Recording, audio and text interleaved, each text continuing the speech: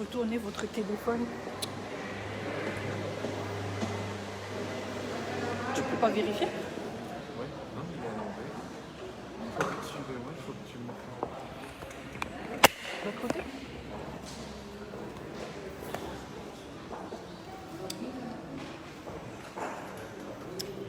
Laisse comme ça, mets le doigt. Comme ça?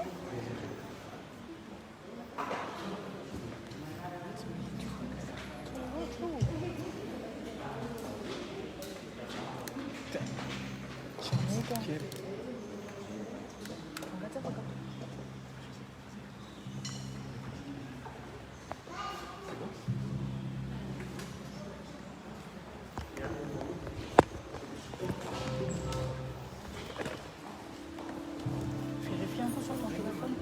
En tout. Hein?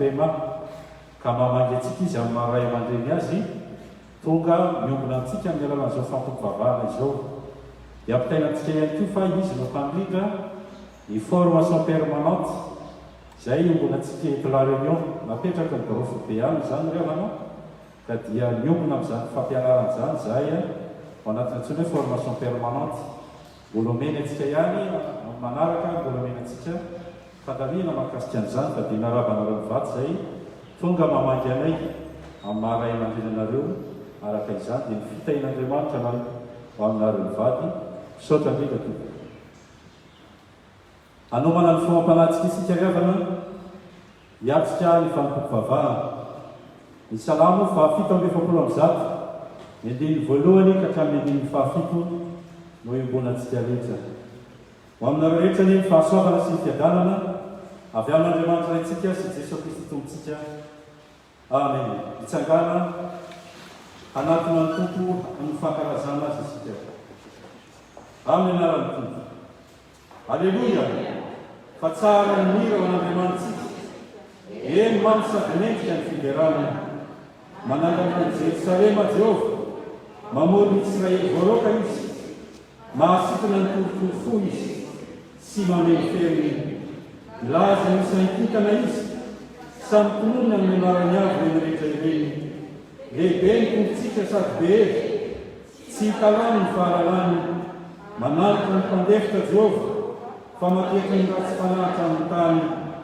ny raha fiderana ny jehova mankarazana andriamanitra amin'ny mikandra amen.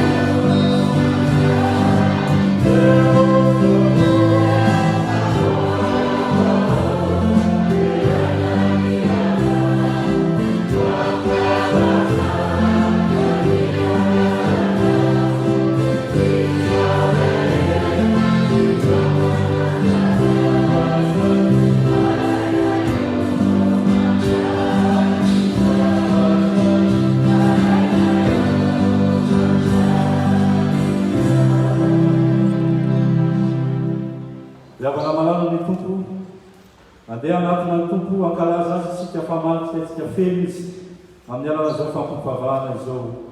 Izy raha teo nefa niantso antsika mba handray hery sy fiainana ao aminy. Ka andeha isika rehetra hiara hivavaka anatina ny tompo. Hiara hivavaka isika. Ry Andriamanitra ray zanaka ry fanahy masino, Indreto izay fiangonanao, tenanao ety ambonin'ny tany, nantsonao sy fidinao, mba ho irakao eto anivon'izao tontolo izao. Misaotranao zay satria afaka midoka ny fahatsaranao, afaka miaina ny fahamasinana avy aminao, amarinao zay rehetra amin'ny alalan'ny teninao, ka indro manapahasahina mijoro eto anatrehanao. Mankalazanao zay ny tompo Andriamanitra eo, fa Andriamanitra pary izao tontolo izao ianao, maefa ny zavatra rehetra, tompony fahefana rehetra ny an-danitra sy ty an-tany. Mideranao zay no ny fitantananao ny fiangonanao, misaotranao zay amin'ny valom-bavaka rehetra, fa nentinay ambavaka nanotry ny volana maro ty fotoana ity, indro tanteraka soamantsara izany, koa deraina isan-karazany ianao tompo, fa Andriamanitra mamaly vavaka any mandrakariva. Mangataka indrindra izay, izao fampofavahana izao zay rehetra ataona eto ane, dia mba ho atrehinao amin'ny alalan'ny fanahy masina, ary amasiny koa zay rehetra, atokany fanaka vofidy rana ny anaranao. Amin'ny anaran'i Jesosy Kristy tompo sy mpamonjy anay, manonana rehetra izany vavaka izany. Amen. Petraka ny fiangonana.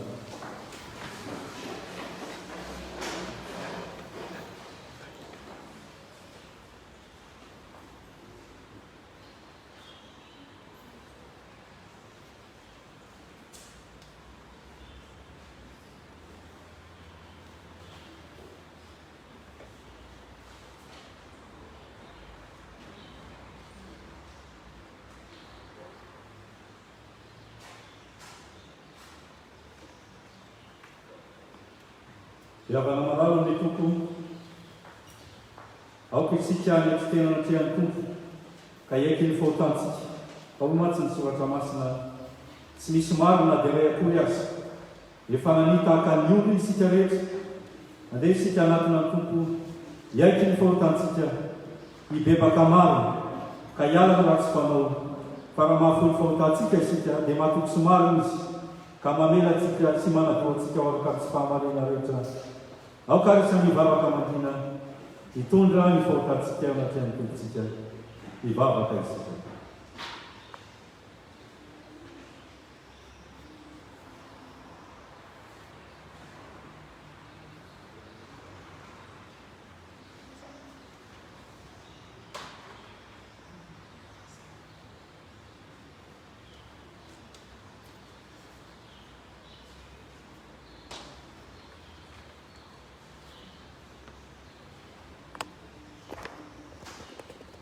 Re Andriamanitra zanaka rehefa ny masina, indro manatonanao ny fanetretena izay rehetra, efa nanitaka ny ondro tokoa izay, ka efa nivily eo amin'ny lalana izay tokony nandehanana miaraka taminao.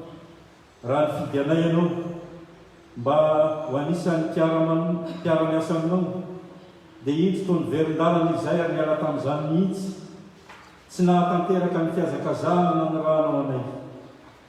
Ndreto izay efa naniko teo anatrehanao, tamin'ny fietsika, tamin'ny natao, tamin'ny eritreritra, ka nitoetsaratsinay, indro nampisaraka anay aminao Andriamanitra, ka nanafina nitavanao ianao taminay rehetra.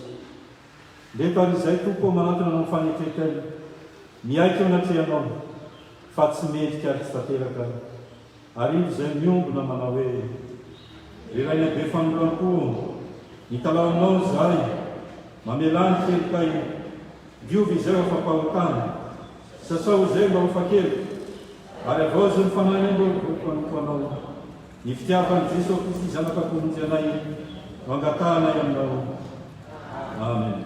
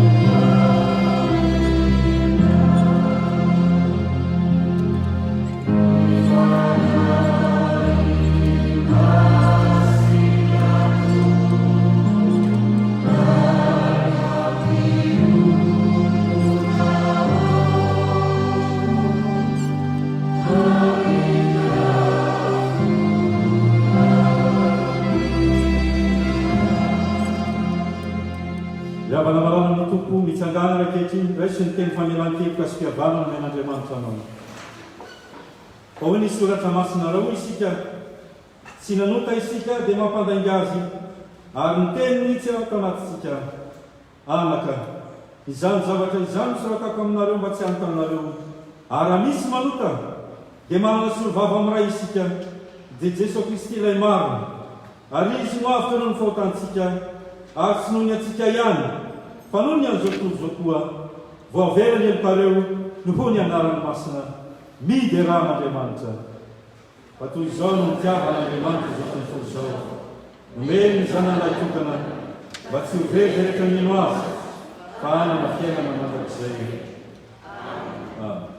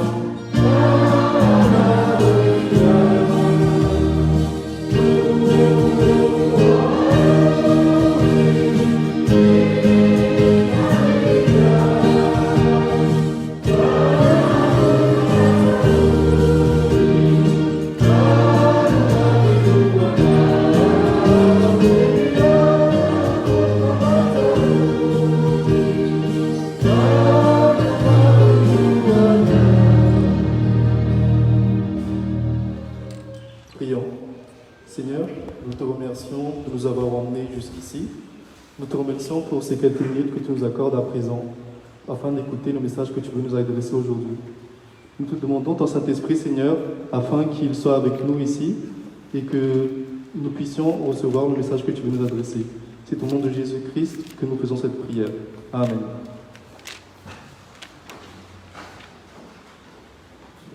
Alors bonjour à tous.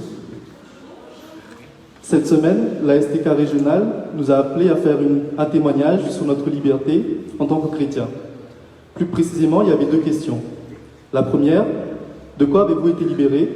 La deuxième, qui fait suite à la première, était comment cela se traduit-il dans votre vie? Suite à leur appel, je me suis porté volontaire afin de faire le témoignage. Vous pouvez retrouver celle-ci avec d'autres STK de la région sud-ouest dans l'épisode 5 de la série FaceTime produite par la STK nationale. Mais avant de me porter volontaire et pouvoir faire ce témoignage, il m'a d'abord fallu comprendre les questions, parce que malgré leur simplicité apparente, ces questions impliquaient beaucoup d'autres. Au final, je me suis vu grandir dans la foi et j'en ai appris un petit peu plus aussi par la même occasion sur ma vie de chrétien et la façon dont Dieu m'a façonné au fil des années. Et c'est ce qui m'a motivé aujourd'hui à vous proposer ce sujet, pour qu'à la fin de mon intervention, vous puissiez répondre à ces questions et porter un témoignage autour de vous pour la gloire du Seigneur. Je vais vous énoncer les questions auxquelles j'ai été confronté. J'ai été libéré par qui? Comment? De quoi? Et aussi par où et vers quoi? Ou vers quoi? Ce sont les questions qui impliquaient la question de quoi avez-vous été libéré? Et la question que soulevait la deuxième est, dans ma vie de chrétien, ai-je été libéré de quelque chose? Nous allons maintenant répondre ensemble. Nous avons été libérés de qui? La réponse est simple. Elle se trouve dans Jean 8, versets 34 à 36, qui se lit au nom de Jésus. En vérité, je vous le dis, leur répliqua Jésus, quiconque se livre au péché est esclave du péché. Or, l'esclave ne demeure pas toujours dans la maison. Le Fils y demeure toujours. Si donc le Fils vous a franchi, vous serez réellement libre. C'est ce qu'a déclaré Jésus. Et vous pouvez remarquer que ces versets nous laissent déjà un indice en disant de quoi nous avons été libérés. On va y revenir plus tard. Jésus a aussi déclaré la prophétie d'Ésaïe 61, versets 1 à 2, accomplie en lui-même. Il dit dans Luc 4, versets 18 à 19, « L'Esprit du Seigneur est sur moi, parce qu'il m'a oint pour annoncer une bonne nouvelle aux pauvres. Il m'a envoyé pour guérir ceux qui ont le cœur brisé, pour proclamer aux captifs la délivrance et aux aveugles le recouvrement de la vue, pour renvoyer libres les opprimés, pour publier une année de grâce du Seigneur. » Et au verset 21, il déclare « Aujourd'hui, cette parole de l'Écriture que vous venez d'entendre est accomplie. Jésus est donc notre libérateur. » Comment nous a-t-il libérés? Il nous a libérés au prix de son sacrifice sur la croix et par sa résurrection. Mais tous ne seront pas libérés. Seuls ceux qui croient et ont foi en Jésus-Christ et en son sacrifice libérateur qui le seront. Comme cela a été décrit dans Romains chapitre 1, versets 16 à 17. Car je n'ai point honte de l'Évangile. C'est une puissance de Dieu pour le salut de quiconque croit, de Juifs premièrement, puis du Grec. Parce qu'en lui est révélée la justice de Dieu pour la foi et par la foi. Selon qu'il est écrit, le juste vivra par la foi. Nous serons libérés que si nous avons la foi en Jésus-Christ. De quoi avons-nous été libérés? Pour y répondre, nous devons savoir que notre foi en Jésus-Christ nous demande l'obéissance, comme cela a été écrit dans Romains chapitre 1, verset 5. Si on croit en Jésus, on doit suivre son enseignement et répondre à ce qu'il exige de nous en tant que croyants. Et nous entrons dans le cœur du sujet. Nous avons été libérés de quoi? Je ne pourrai pas vous énumérer toutes les choses duquel un chrétien peut être libéré, car celle-ci serait trop longue. Et à partir d'ici, il y a un travail d'introspection à faire. Ce travail, vous pouvez le faire vous-même en vous posant la question « De quoi avez-vous été libéré ?» Mais en réalité, les méthodes les plus efficaces sont de lire la Bible, car à travers elle, vous pouvez reconnaître un mauvais comportement ou une mauvaise pensée. Et aussi de suivre des enseignements bibliques, parce qu'en plus de lire la Bible, vous pourrez comprendre les vrais messages de celle-ci. Et malgré cela, je vais tout de même vous mettre sur les pistes de ce que vous pouvez avoir été libéré sans savoir jusqu'à présent, ou de ce que vous voudrez être libéré. Sur le travail d'introspection, certains d'entre vous auront directement à l'esprit au moins un péché facile à identifier. Par exemple, avoir été méchant avec une tierce personne ou avec nous-mêmes en ayant un comportement autodestructeur. Je vous rappelle qu'ici, on cherche à savoir de quoi nous pourrons être libérés. On ne répondra pas à la question comment s'en libérer ou le serons-nous ou pas. Vous pouvez aussi faire un constat dans votre vie et identifier les choses que vous faisiez avant, quand vous ne priez pas encore, quand vous ne lisez pas encore la Bible, ou que vous ne veniez pas encore à l'église, et que vous ne faites plus maintenant. Là encore, c'est assez facile pour ceux qui ont de la mémoire et qui veulent bien reconnaître ces changements dans leur vie. Maintenant, on arrive sur la partie qui nécessite la lecture biblique. Ce sont ces occasions de libération que nous offre Dieu, mais que nous ignorons ou qui nous sont difficiles à mettre en œuvre. Dans ce cas, il faut porter en prière. Ceci est une liste non exhaustive. Elle est alimentée par une lecture biblique quotidienne ou régulière de la Bible. Il nécessite de la réflexion. Dans la Bible, Dieu nous dit que nous pouvons être libérés des raisonnements qui plongent nos cœurs sans intelligence dans les ténèbres. Romains 1, verset 21. Libérés de notre endurcissement et de notre refus de nous repentir. Romains 2, verset 5. Libérés de nos comportements secrets qui attirent le jugement de Dieu. Romains 2, verset 16. Libérés de notre incapacité de comprendre Dieu et de la paresse de le trouver pour le connaître, pour vivre en lui et par lui. Romains 3, verset 11. Libérés de la domination du péché, cette domination vécue comme l'emprise sur soi de l'amertume exprimée par une compulsion à maudire. Romains 3, verset 14. Libérés de l'illusion de n'avoir jamais offensé Dieu. Romains 2, verset 1. C'est ce dont j'ai témoigné dans la vidéo d'Astika. Libérés de faux péchés ou d'interdits sans fondement biblique et d'obligations non enseignées par les Écritures bibliques. Romains chapitre 14. Libérés des pensées opposées à celles de l'Esprit Saint. 2 Corinthiens chapitre 10, versets 3 à 5. Libérés de notre confiance envers notre propre maturité chrétienne, anticipée ou acquise, même par l'obéissance sincère à ce que dit la Bible. Romains chapitre 6 à 8. À partir d'ici, vous pouvez répondre à la question « Dans ma vie de chrétien, ai-je été libéré de quelque chose ?» Alors vers quoi, et pour plus loin quoi, avons-nous été libérés?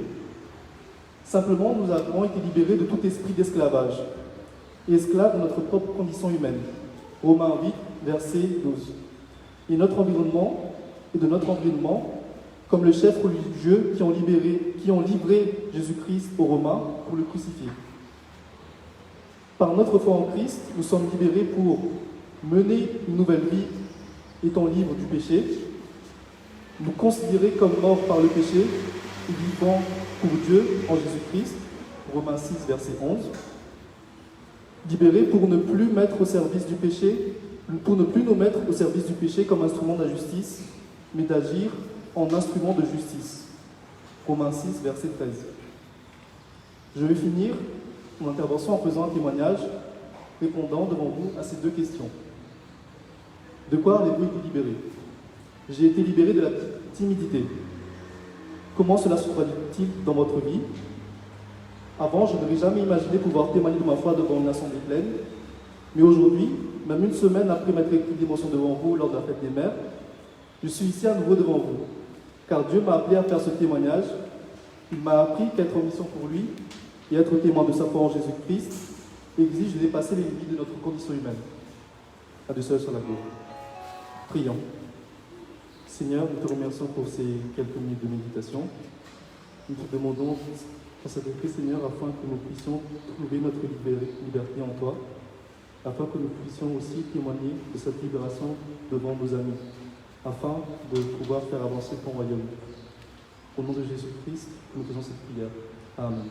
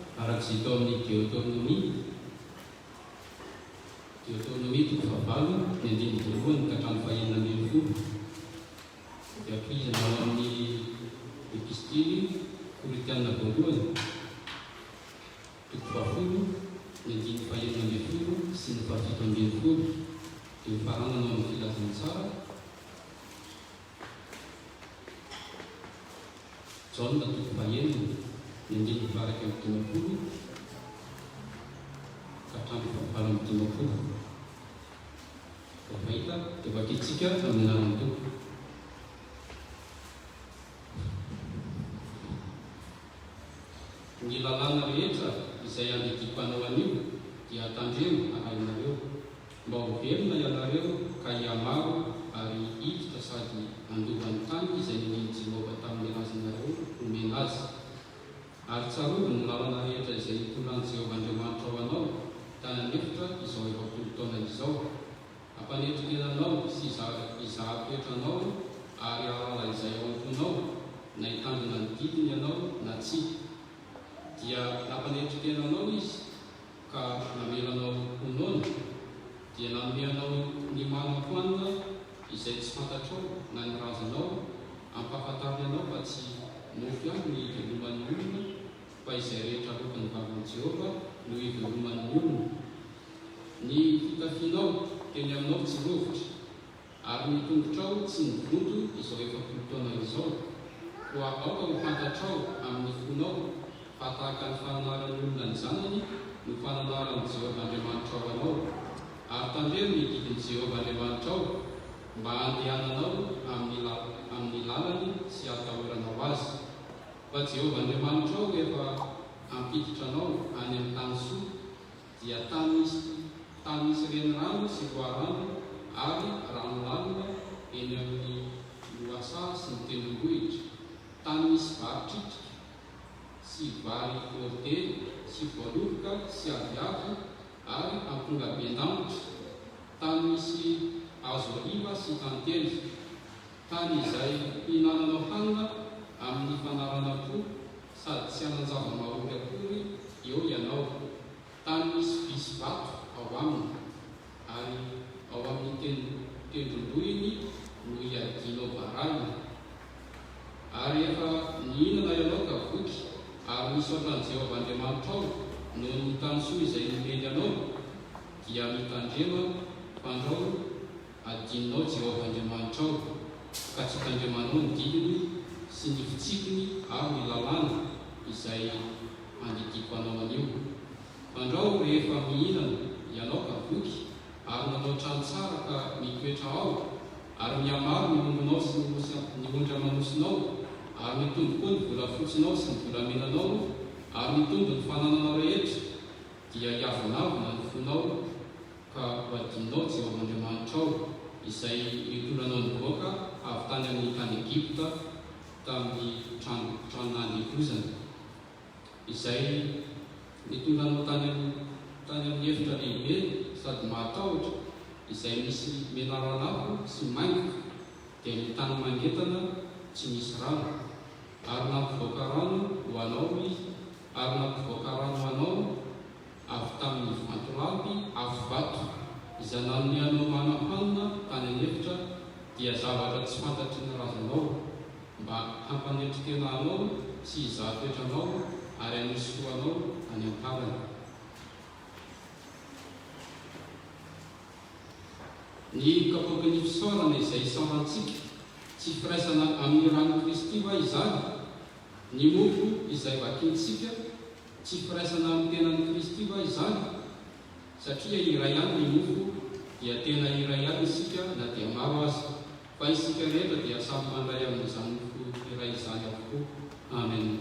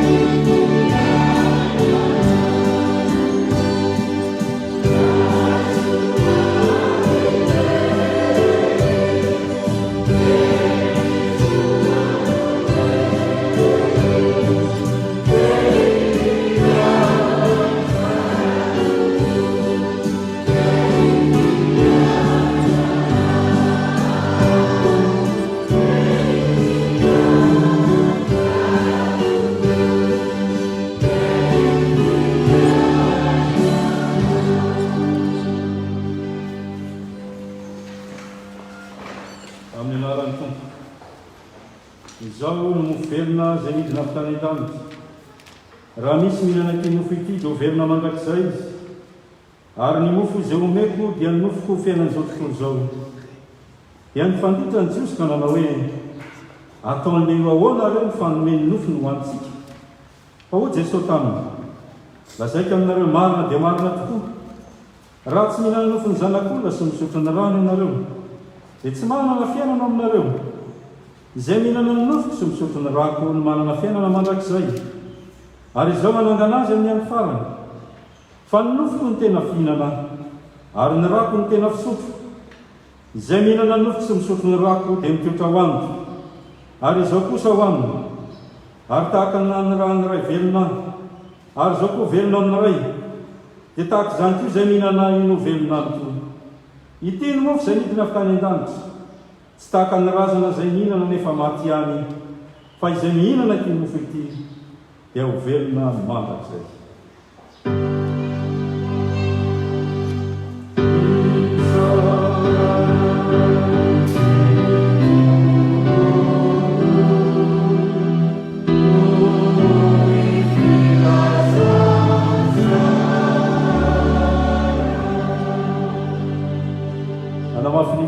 Fiarovana amin'ny fiombonatsika amin'ny fanekempinoana apôstôlika.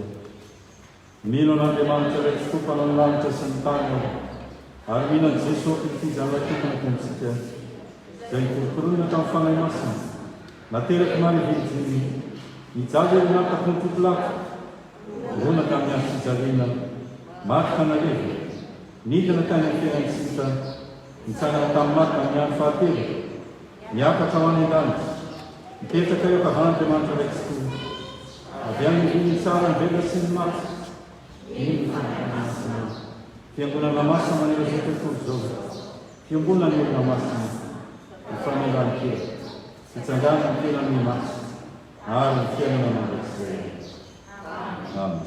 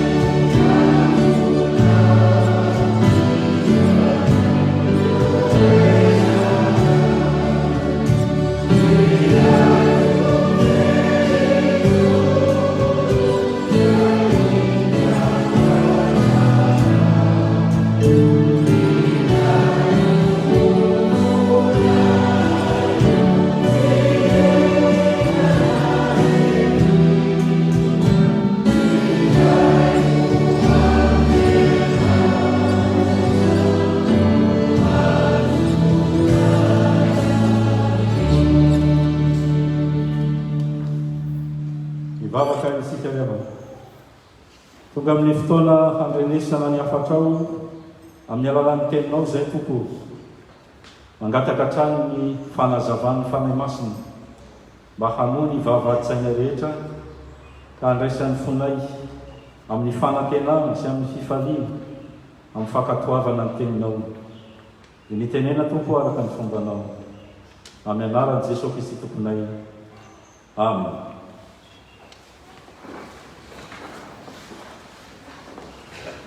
Dia avy namalala ny tompo dia mbola ho amitombonao amintsika hatrany ny fahasoavana sy ny fiadanana avy amin'Andriamanitra raintsika sy Jesosy Kristy tompontsika. Amen. Dia voasoratra amin'ny Korintiana voalohany toko 10, 4 sy ny 7 ry havana no iangatsika ny fangalana ny afatra. Izao ny vaky ny teny amin'arany. Ny kapoaky ny fisaorana izay soratsika. Tsy firaisana amin'ny rano Kristy va izany? ny mofo zavakitsika tsy firaisana amin'ny tenan'ny Kristy va izany satria iray ihany mofo dia teny iray antsika na dia maro aza fa isika rehetra dia samy mandray amin'izany mofo ray izany avokoa. Enonareo amin'izany andiny soratra masiny izany ry havana fa teny izay fantatsika mpandray fanasany tompo tsara fa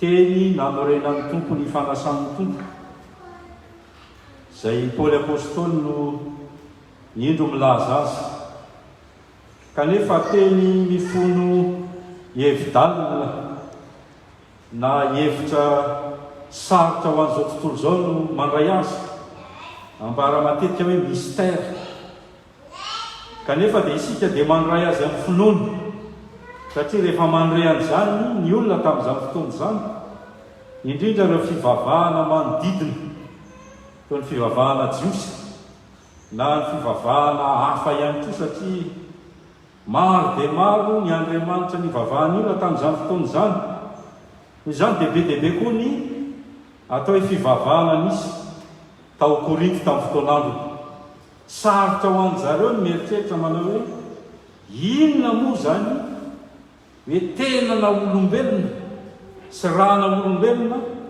no ambara amin'ny fanasan'ny tompo izay tanterahan'ny kristianina fa iombolana mametra-panontaniana ahoana ary nanaovan'zareo an'izany fa iza ary zany ve dia possible fa ny mahazatra anay dia tondra fanatitra biby toy ny fanaon'ny jiosy ny tondra zanak'ondry na ny sahala amin'izany zany mahazatra fa raha mieritreritra manao hoe tenan'ny Kristy raha ny Kristy dia hafahafa amin'ny fisainan'ny olona sy ny fon'ny olona izany hitantsika tao Jaona toko fahaenina teo satria miresaka amin'ny mpianany kanefa ihany koa miresaka amin'ireo jiosy ny Jesosy ka nahatonga ny mpianatra azy ary ambanimbany ery ny teny manao hoe sarotra ny mandray izany teny ambaranao izany tompo dia hitantsika ny tantarany manao hoe dia maro tamin'ny mpianatra no nandao an'i Jesosy satria mbola mieritreritra foana manao hoe zany fanatitra izany a dia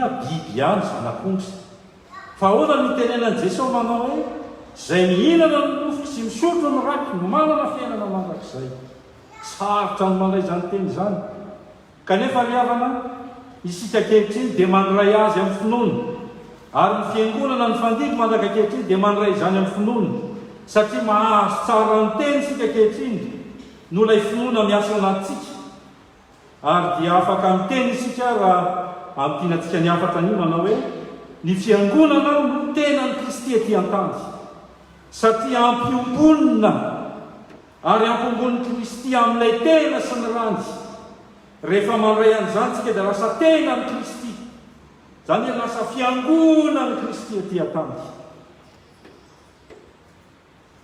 ary zany ny joroan'ny kristianina hatramin'ny voalohany hoe inona no nampiavaka azy mety tsy lôzika amin'ny fisainan'ny fivavahana hafa zany hoe mandray tena sy ny ran'ny Kristy kanefa dia io no mampiavaka antsika fiangonana kristianina mandraka kehitriny ary ijorotsika vavolombelona tsy dia misy mahasamihafa ny tontolo tao Korinto ry havana ny tontolo iainantsika kehitriny zay aho katekomena satria efa miditra ao anatin'ny lesona fanekempoloana mantsy zao zay dia mifanaoko asaiko manao fikaroana ny mpianatra manao fikaroana izy mahakasika ny fivavahana rehetra misy na etolary amin'ny fotsiny azy hoe mba jereo hoe ahoana makalaza krismasy be zareo ahoana ny fiheverany an'izany Jesosy Kristy izany dia manao fanadidinana izy dia manao comparaison zay rehefa aveo dia zareo ihany mahita tsy mitovy amin'ny antsika mihitsy paster manome ohatra anankiray anareo mba aliana anareo koa manao fikaroana misy fivavahana anankiray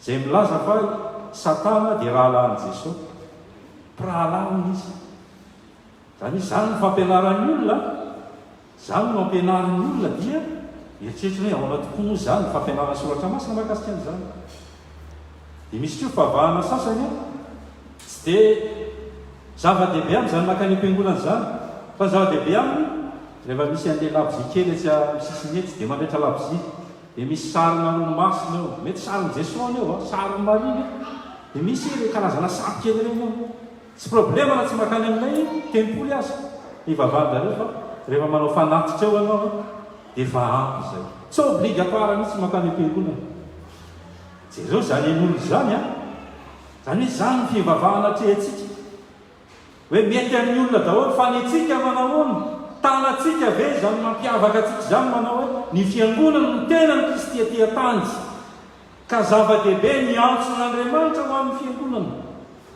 zay ma tsy le hoe fiangonana sy fampianarana zay lovaina mandaka-kehitriny ampianarana paster Valtely zany hoe ny fiangonana dia avy amin'ny teny hoe kahalina ny azona azy hoe verbe matoateny miantso antson'Andriamanitra tsika dia mamaly fa izao ny toyany rehefa mamaly ny antso ianao a dia aninona dia misy heviny anankiroa ty le hoe miangona na se réunir ty ny heviny anankiray a se réunir pour des raisons politiques zany no hevitra le hoe assemblée io ao amin'ny testament taloha ny tena ahitana azy ao amin'ny Exodus 40 fa ny anankiray koa dia hoe se réunir pour des raisons religieuses zany hoe mivory ny olona zany hoe miresaka an'le hoe fiangonantsika zany noho ny raison politique fa mivory koa ny olona noho ny antony ara-pivavahana ka ny raindray afangaron'ny olona reo hoe rehefa antson'Andriamanitra izy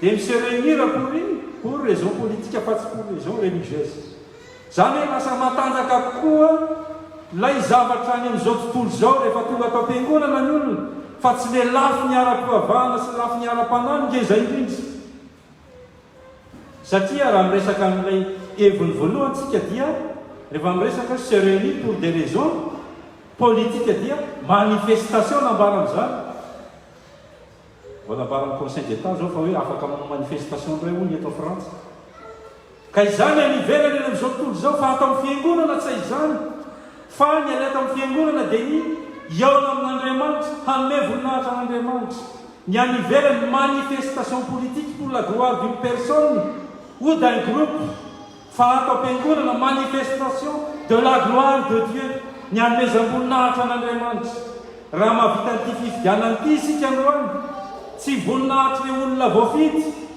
na fahafahambaraka hoan'ny olona tsy voafity fa voninahitra Andriamanitra irery ihany fa nandresy izy ary zay ny maizy amin'ny fiangonana riavana aoko isika hifampahery amin'izany mihitsy fa ndraindray tsy mety malahery azy izy tsy voafidy eo tsy tia ny olona tsony nareo koa namadika aka iareo tsy mifidy akory ny sisa tsy atsy zany ny fiangonana fa réunion politique zany fa ny rena atao amin'ny fiangonana Jesosy no mifidy tsy anareo no mifidy aho fa izao no mifidy anareo ary raha nanatsika zany toe-panahy zany rehefa zay les manifestations de la gloire de Dieu pour l'église qui se réunit en son nom le havana malala zany mahafiangonana tena ny kristiatia-tany misy modely tahaka an'izay natao amin'ny fiangonana ny fiangonana tsy sanatriny zany atoko politika ka hoe rehefa vita ny fifidianana dia mizara ny fiangonana mizarazara izy hoe iny zany atokon'ny président ry atokon'ny vice président ry atokon'ny trésorier nan'izao tsy ry havana tsy zany ny fiangonana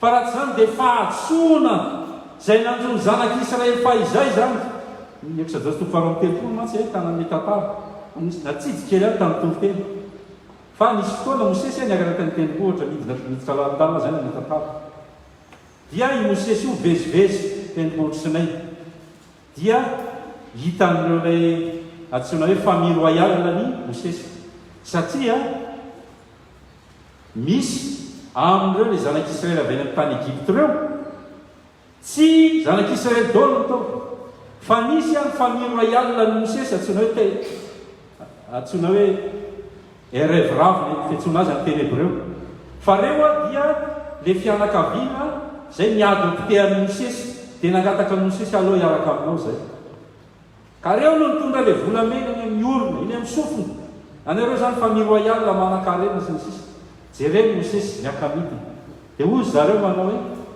ohatra ny tsotsono Mosesy zany iny ohatra ny versay Mosesy isaky ny miakatra ny telombohatra any izy miverina eo iny ohatra ny versay ka nitereny Arona zereo tsara tsy zanak'Israely zany manery zany fa le olona ny amin'ny caste politique Lay olona lay tsy tena miorona amin'ny finoana kanefa miaraka amin'ny zanak'Israely any.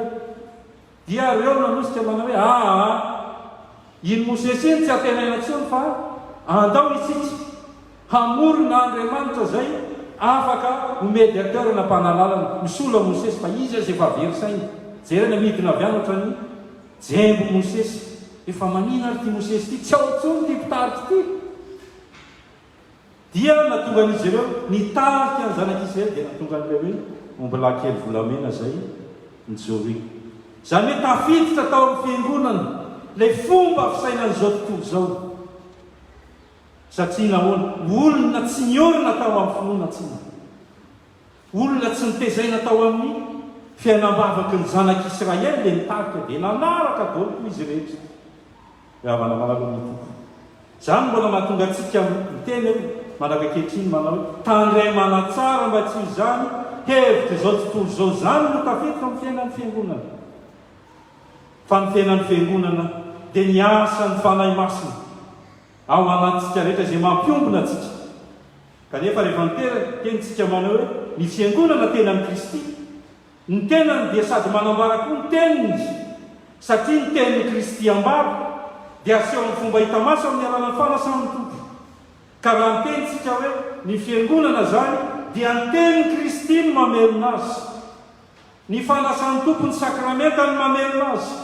Midika zany fa ny sakafo-panahy velomana sy zay ekeno fahefana amin'ny fiangonana dia ny tenin'Andriamanitra.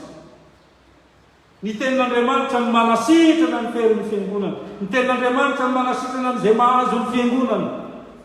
Ary zay no mahatonga azy ho mofo velona nidina avy tany an-danitra araka nambarany tompo eo. Viavana malalo ny tompo. Sarobidy amin'ny fiainan'ny fiangonana ny tenin'Andriamanitra eo ambany fitarihan'ny fanahy masina. Satria ny sakafo mahavelona azon'ny fiangonana miatrika ny iraka nampanaovana azy. Ary zay zavatra fanandresahana na dia betsaka azy azontsika teneny mahakasika antsika hoe fiangonana. Rehefa mitenitsika manao ny fiangonana tena ny Kristy ety an-tany dia misy iraka mpanaovan'i Jesosy ny fiangonana. Io iraka io dia ny fitoriana ny filazantsara maneran'izao tontolo izao, fijoroana vaovolombelon'ny finoana, manoloana ny fivavahana rehetra eto ambony tany zay mety tsy mino an'izany, manoloana izao tontolo izao zay mety hostile na manao ohatran'izany, dia io ny amin'ny fiangonana, io ny azy ny ampelantanana, io no fitaovana sarobidy zay entiny mijoro vavolombelona hiatrehana ny falenjehana sy ny lalatsarotra. Ny tenin'Andriamanitra ny fitaovana sarobidy sady mampahery azy kanefa ihany koa entiny andresena lahatra izao tontolo izao. Riavana malala, rehefa ny tenin'Andriamanitra marina ny orona atsika tsy reraka amin'ny fiangonana, rehefa ny tenin'Andriamanitra marina ny orona atsika na dia eo aza ny zavatsarotra tsy maintsy holalovana, tsy kivy ny fiangonana. Rehefa ny tenin'Andriamanitra marina ny orena atsika na inona anjara fanompona ataonao atao amin'ny fiangonana dia fifaliana ho anao zany, satria nahoana ianao dia efa isan'ny fiangonana ny antson'Andriamanitra ho anao dia efa olom-bovonjy ianao zao. Zany le dikan'le antso nantsony ianao mba haray famonjena efa sarobidy zany ry havana. Aza mavana zany raha sendra tsy lany amin'ny zavatra anankiray ianao tonga ny fifidianana. Fa efa nisy antson'Andriamanitra efa mandray ny famonjena, inona ny loatra lavitra noho zany? Mety mbola tsy amin'izay ny katan'Andriamanitra anao fa mitoeran-kafa na amin'ny fampona hafa. Raha nanatsika zany dia tsy reraka izy, tsy kivy izy, tsy tafotoana isika. Satria raha tafotoana ianao dia Jesosy mahatafotoana anao fa tsy ny olombelona vilana vy, fa izy no mifidy. Amarana koa zay avana toy ny mazatra dia anekdote. Mety efa renareo izy ty fa zava-dehibe ny amerenana azy. Lohateny anekdote dia hoe les provisions illimitées. Pendant une invasion de l'Écosse, les ennemis avaient mis le siège devant une petite ville qui, contrairement à ce qu'ils pensaient, leur opposa une résistance acharnée. Les mois passaient et les défenseurs n'en paraissaient pas vouloir se rendre. Persuadés que la ville devait souffrir de la famine, les assiégeants envoyèrent un messager de la paix au bas de la muraille. La réponse vint sans parole, sous la forme de pics brandis, à bout de bras. On y voyait suspendus des quartiers de viande, du poisson frais et d'autres aliments. Cela voulait dire que la ville ne manquait pas de nourriture, et en avait même en abondance, de sorte qu'elle n'avait pas lieu de se rendre. Elle disposait d'un long passage souterrain qui lui permettait d'aller se ravitailler beaucoup plus loin. Les ennemis cherchaient vainement à le découvrir, et finalement le vers le siège. C'est ainsi que les croyants, assaillis par le diable et ses troupes, n'ont rien à craindre, car eux aussi disposent, par la prière de l'invisible et inviolable, le passage vers les ressources illimitées de Dieu. L'Église a la parole de Dieu. L'Église est conduite par la parole de Dieu. L'Église est conseillée par le Saint-Esprit. Et avant malala, zantatar zan manamtsika fa manana ny vavaka, manana ny tenin'Andriamanitra, manana ny fanahy masina mitarika azy ny fiangonana. Ka raha fiangonana tena ny Kristy aty an-tany, dia raintsika Andriamanitra fa fahasoavana ho atsika aloha zany. Fa maninona moa ianao ny mino, fa manapetraka eo zany fanontania zany, fa maninona ianao ny resy lahatra. Fa misy olona mihitsy tsy marahana zany, vavahany zany izy zany Jesosy zany. Tena ianao zany izy, fa adalany zany. Nareo koa ny minomino foana zany. Fa io ianao tonga eo, fahasoavana zany. Noho izany dia raisy nihiraka ampanaoviny tompo anao, fa irahany ianao ho tenany aty an-tany, hitory ny filazantsara sy hijoro vavolombelona finoana zay efa nomeny anao maimaim-poana, ary mbola hanamasiny anao amin'ny alalan'ny teniny isanandro isanandro. Efa mandray ny famonjena isika. Zany famonjena zany tehirizo tsara, fa izany famonjena zany no hitarika anao amin'ny fankafizanao ny tenin'Andriamanitra. Ilay sakafo mahavelona, ilay loharano tsy mety ritra iainantsika fiangonana isanandro isanandro. Ary sakafo mahavelona mampiombona atsika. Ary sakafo mahavelona mahatonga atsika ho tena iray, riavana malala. Mifankatiava ary fiangonana. Mifankatiava. Fa izany mahafatry ny tompo amintsika. Man'Andriamanitra ny voninahitra amintsika ny teny isangana ilay fitahira. Aminareo ny fahasoavan'i Jesosy Kristy Tompo, ny fitiavan'Andriamanitra ray, ary ny fampiraisana amin'ny fanahy masina. Amen. Petraka anao.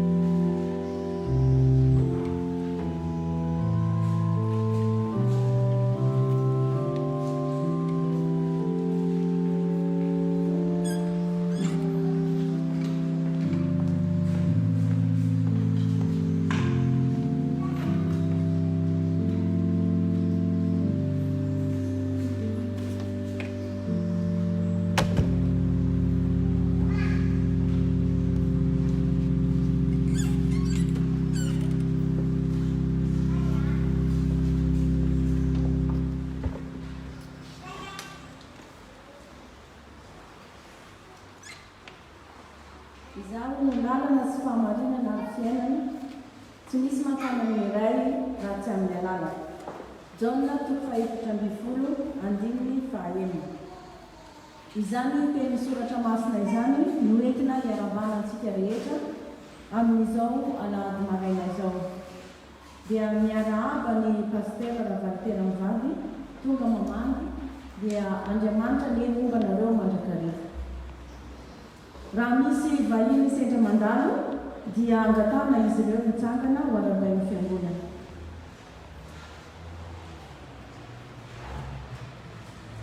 Toy izao ny raha ampiangonantsika. Izay eto amin'ny tafo la Réunion dia faly mandray sy miarahabanao amin'ny anaran'i Jesosy. Ny fiadanany tompony mombanao mandrakariva.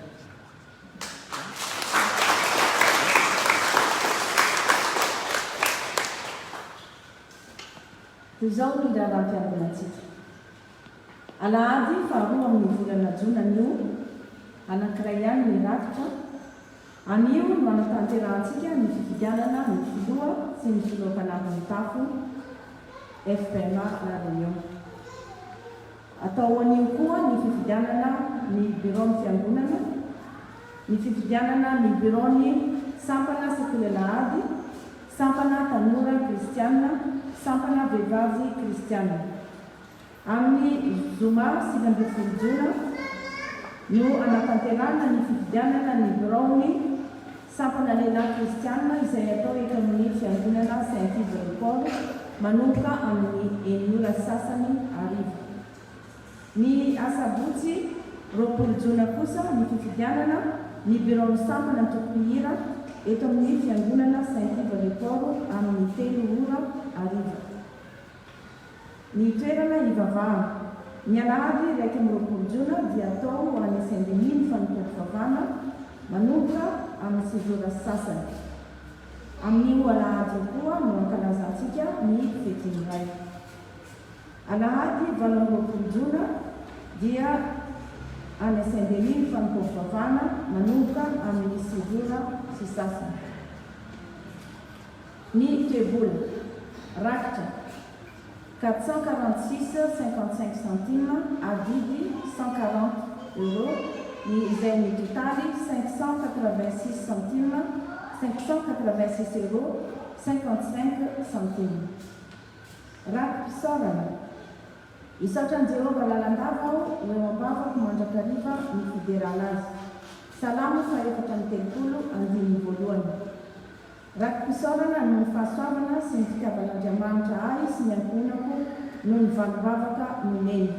Manolotra vola 50 € amin'ny fiangonana ary mangataka hira 471. Ny rapi-pisaorana manaraka fa ny fahasoavan'Andriamanitra no nampizo ahy ary tsy foana ny fahasoavany ato amiko. Korinthiana 2:10-11. Misaotra an'Andriamanitra lehibe izahay ny amin'ny fahasoavana lehibe izay niraisinay avy aminy. Noho izany dia manolotra ny rapi-pisaorana 50 € amin'ny fiangonana izahay ho fisaorana azy ka ho an'Andriamanitra irery ihany ny voninahitra. Mangataka hira 20:1.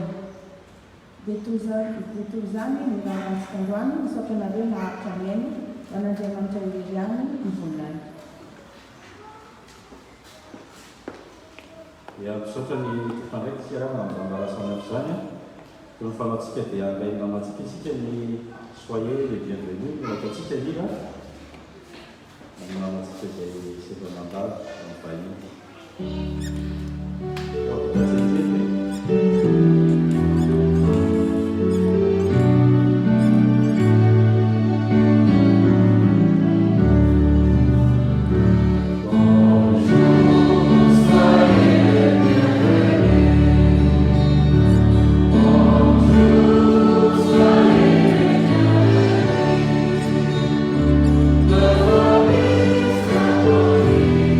Seigneur,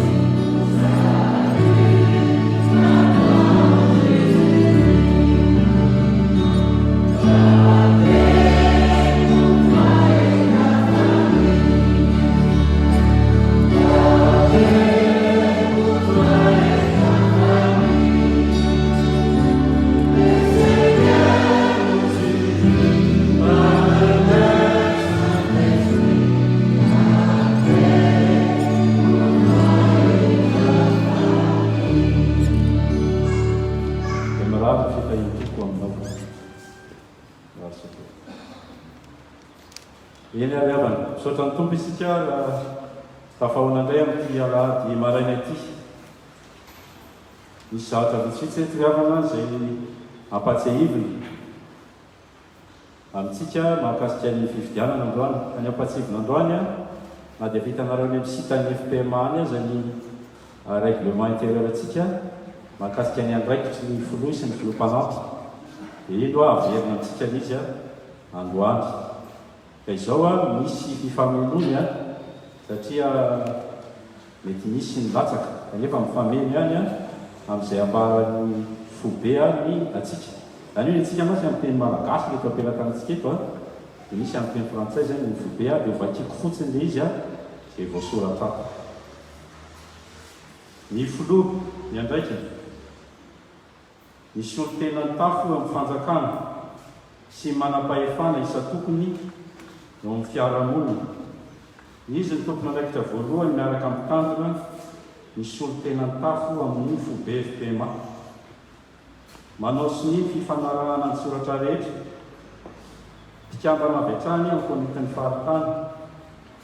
Misy olo tena ny tafo amin'ny fiangonana rahavavy sy ny fikambanana hafa. Tompony andraikitra amin'ny fifandraisana amin'ny sampana sy ny taritrasa. Tompony andraikitra amin'ny fomba fiasan'ny birao sy ny komity. Tompony andraikitra amin'ny fiainan'ny tafa ny ankapobeny. Misy olo mitandrina tsy afaka na tsy eo ny mitandrina mitariky ny fividian'ny birao sy ny komity. Mitariky ny fividian'ny tafo anaovana tatitra mikasika ny fiainan'ny tafo sy anapahana ny tetikasa sy ny teti-bolo. Manao tatitra moraly momba ny fiainan'ny tafo ny fividian'ny mandinika miaraka amin'ny teti-volan'ny tafo izay fomba natanterahana famoaham-bola araka ny teti-vola sy ny lara-pahamehana. Mitondra eo amin'ny biraon'ny tafo izay olana rehetra mikasika ny fiainan'ny tafo. Tompotsy ny miaraka ny teti-volan'ny tafo sy ny mpitandron-tsoratra momba ny vola mikasika ny taratasim-bola any amin'ny banky tehirizana ny volan'ny tafo. Ny olona mifanalify amin'izany. Ny filohan'ny tafo dia olona afaka miara-miasa tsara mpitandrina, afaka mifandray amin'ny mpikambana rehetra ao amin'ny tafo sy amin'ny olona rehetra ny ivelan'ny tafo. Ny filohan'ny tafo dia ekeny rehetra teny sady manam-pahendrena sy fiainam-panahy hiatohan'ny firindrany fiainan'ny tafo miaraka amin'ny mpitandrina sy ny biraon'ny tafo. Tsy manana olana amin'ny banky amin'ny mahatompotsinia momba ny volan'ny tafo azy. Miara-miasa akaiky amin'ny mpitandrina ny filohan'ny tafo amin'ny fanatanterahana ireo andraikitra manokanareo. Ity le amin'ny règlement intérieur ny fobe araka ny fanavaozana tamin'ny 2014.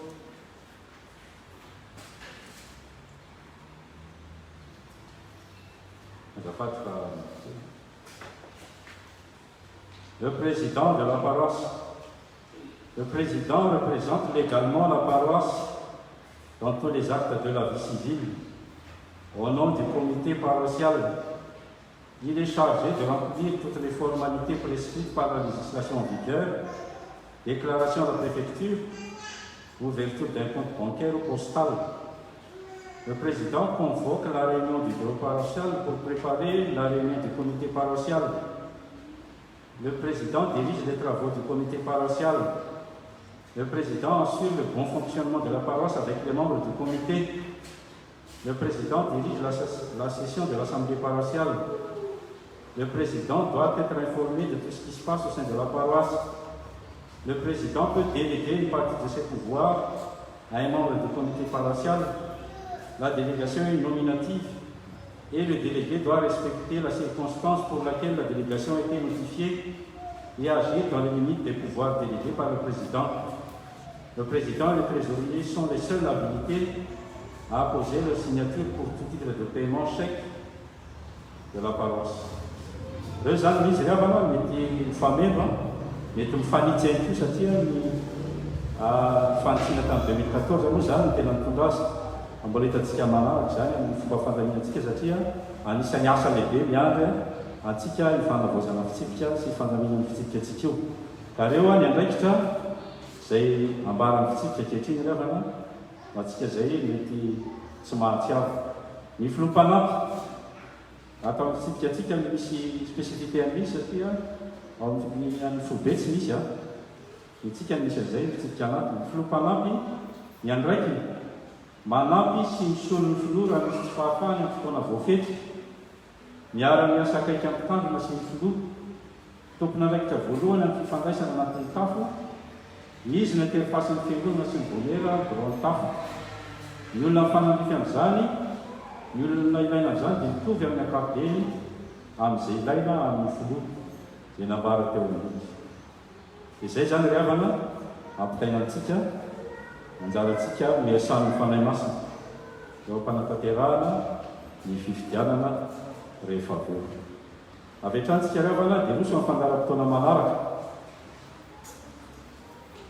anatanteraka ny rakitra zao sika ry havana ny rarangatanina matsika teo 471 nataotsika ira 471 nataotsika dia ho avy nafiterany dia bekôlina anatin'ny rakitra antsika tsara vo manakariva zay manome amin'ny fifaliana no akasitrahana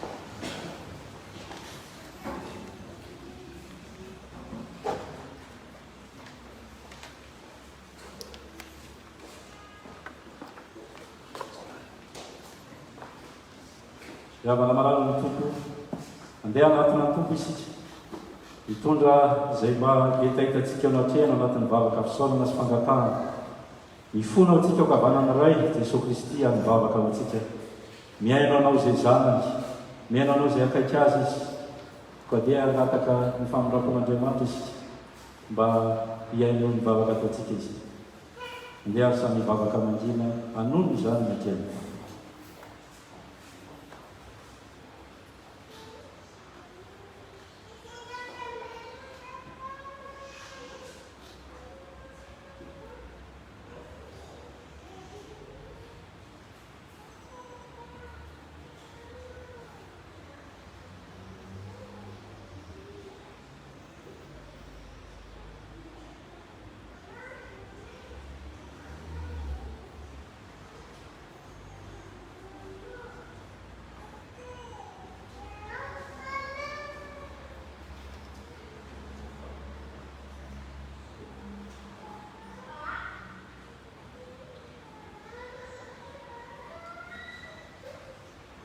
izany tolom-bavaka izany kokoa ny tolotra oamponay rehetra ho avy nandre ny teninao zahay ka indro velonay na velom-bolo indray miatrika ny fijoroana vavolombelona zay fanangaranao anay fa fahasoavana tokoa tokoa mahisan'ny fiangonana tenanao anay aty amboniny tany zinona tokoa moa zay mba nividinao kanefa no famoramponao mahagaga indro natsoanao andray ny famonjena avy aminao eto amin'izao fiangonana na oronao izao misaotranao indreny zahay satria dia mahagaga anay loatra ny fahasoavanao amin'ny fiainanay raha mandinika amin'ny lasanay izay rehetra misaotranao koa zay ny amin'ny lasan'ny fanay masina zay mba mifankaty-anay amin'ny alalan'ny teninao sy ny fanasan'ny tompony sakramenta masina ka mahatafahoananay indray mahatafavoranay ny tena iray tahaka an'izao na dia samy hafa aza ny fanomezam-pahasoavana na dia samy hafa aza ny hevitra sy ny heritreritra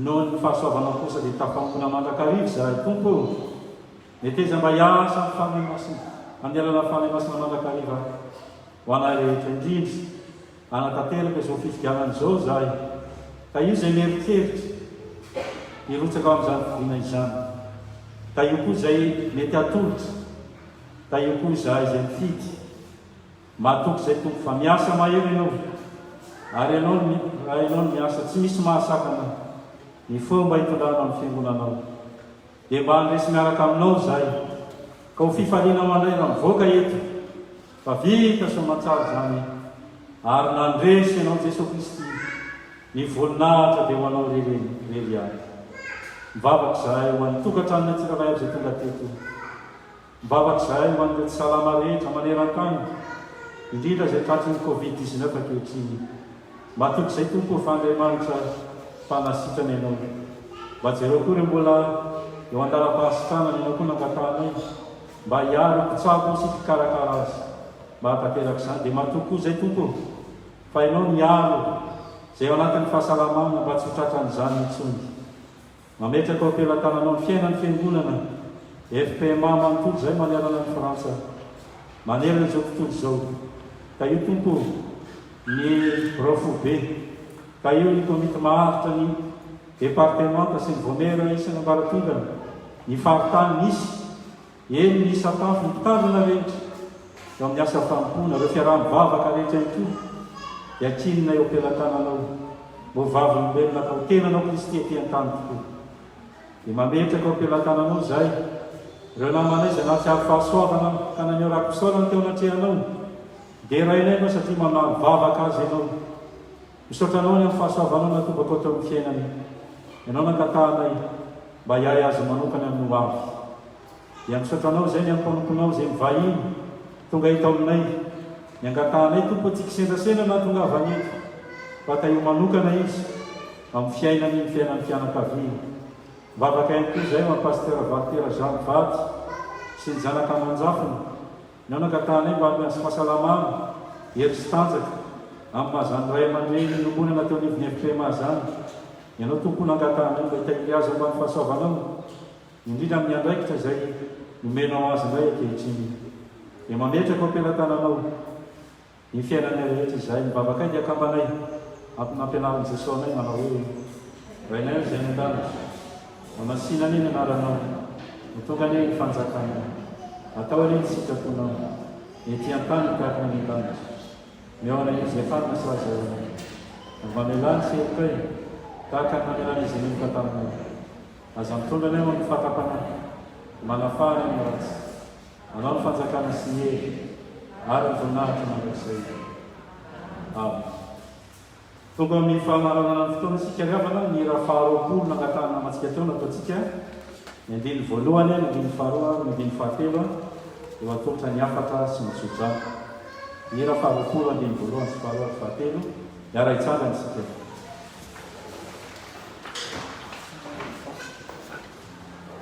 Oh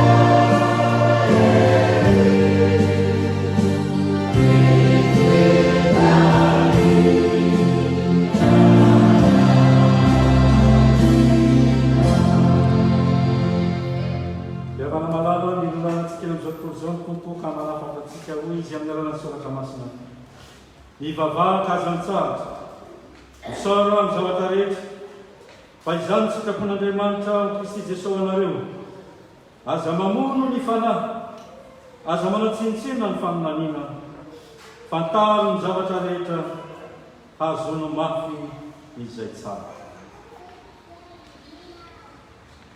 raisony tsodrano zay totanareo amin'ny anarana aminareo aneny tompo